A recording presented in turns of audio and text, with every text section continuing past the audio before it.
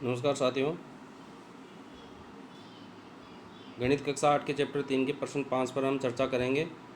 तो इसमें देखो हमें क्या करना है, घातांक के रूप में उत्तर प्राप्त करना है।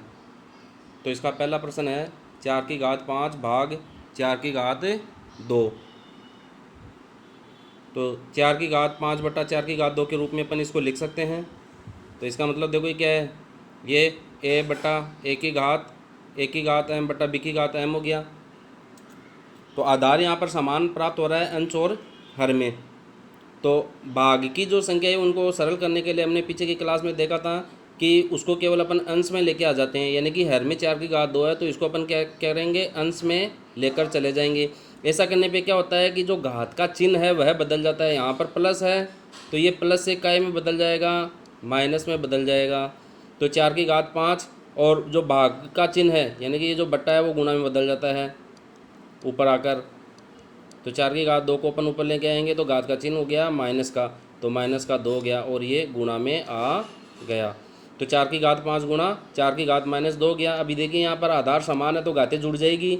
हमने देखा था जब आधार समान होते हैं तो देखो 4 और 4 है तो घातें जुड़ जाएगी। तो 4 की घात 5 प्लस और माइनस 2 घात है तो माइनस 2। अब इसको कोष्टक में लिख दिया क्योंकि प्लस और माइनस दोनों चिन्ह कभी भी एक साथ नहीं लिखे जाते हैं। अब ये चिन्हों का गुणा आ गया है यहाँ पर, तो प्लस को माइनस से गुणा करेंगे तो माइनस मिलेगा। हमने देखा था कि विपरीत चिन्हों का जो गुणा है वो सदैव अपने को ऋणात्मक प्राप्त होता है और समान चिन्ह जो आपस में गुणा होते हैं वो हमेशा धनात्मक प्राप्त होते हैं। इन चीज़ों को रट लेना, आप बार बार बार बार लिखो हमेशा। जैसे मैं लिख के बता रहा हूँ ये आदत डाल लीजिए आप साइड में लिखने की। जो भी फॉर्मूला काम में लेते हैं आपको पता नहीं चलेगा कब आपने गणित के सवालों को हल करना सीख लिया है। तो प्लस गुणा माइनस का मतलब माइनस हो गया, तो 4 की घात 5 प्लस गुणा माइनस माइनस और ये 2 बच गया। अब 5 में से 2 घट जाएगा तो 3 बच गया, तो 4 की घात 3। अब इसके आगे अपने को इसको सरल नहीं करना है, हम इसको आगे भी सरल कर सकते हैं। 4 गुणा 4 गुणा 4 तो ये 64 आ सकता है, लेकिन हमें इसको केवल घातांक के रूप में ही उत्तर प्राप्त करना है। तो घातांक के रूप में अपने को इतना मान प्राप्त हो गया है। अब एक ये क्वेश्चन जो है मैं आपको अभ्यास के लिए दे रहा हूँ और यू प्रश्न संख्या 2 है -5 की घात 7 भाग -5 की घात 4।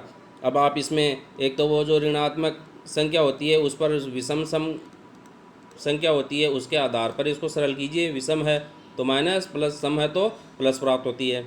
और फिर इसको 5 की घात 7 बटा 5 की घात 4 के रूप में लिखो। 5 की घात 4 को ऊपर लेके जाएंगे तो माइनस में हो जाएगा, तो 7 में से 4 घट जाएगा तो 3 बच जाएगा, तो 5 की घात 3 बचेगा। तो 5 की घात 3 बस वो बच जाएगा आपके पास, ऐसा है। तो -5 की घात 3 इसका आपको आंसर प्राप्त होगा। अब प्रश्न संख्या 3 पर अपन चर्चा करते हैं।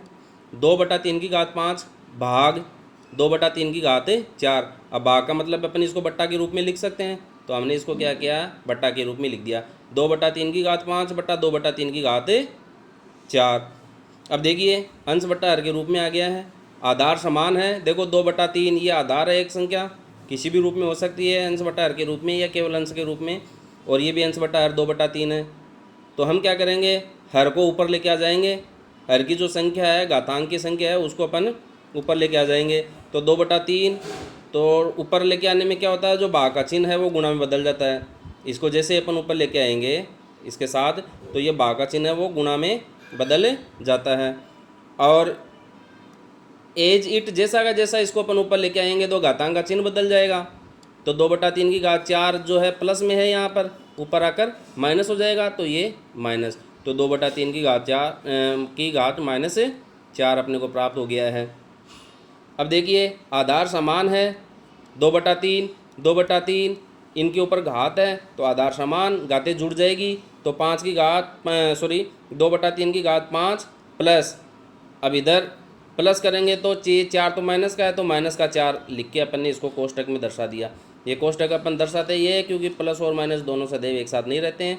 अब ये दोनों चिन्ह आपस में गुणा होंगे यहाँ पर कोष्टक में आने के कारण, तो प्लस को माइनस से गुणा करेंगे तो प्लस गुणा माइनस, देखो विपरीत चिन्ह का गुणा है, याद रखें। माइनस मिलेगा तो 5 में से 4 घट जाएगा, 1 बचेगा, तो 2 की घात 2 बटा 3 की घात 1 बच गया।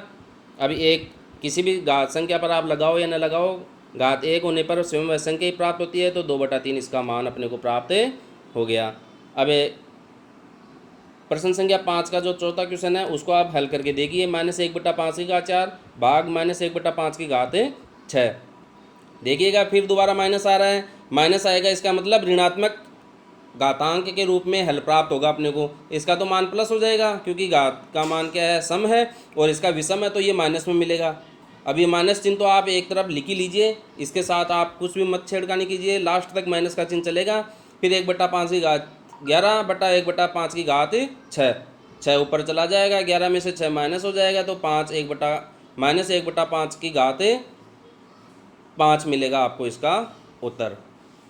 धन्यवाद। नेक्स्ट प्रश्न नेक्स्ट टॉपिक में देखेंगे छोटे छोटे वीडियो के रूप में। धन्यवाद।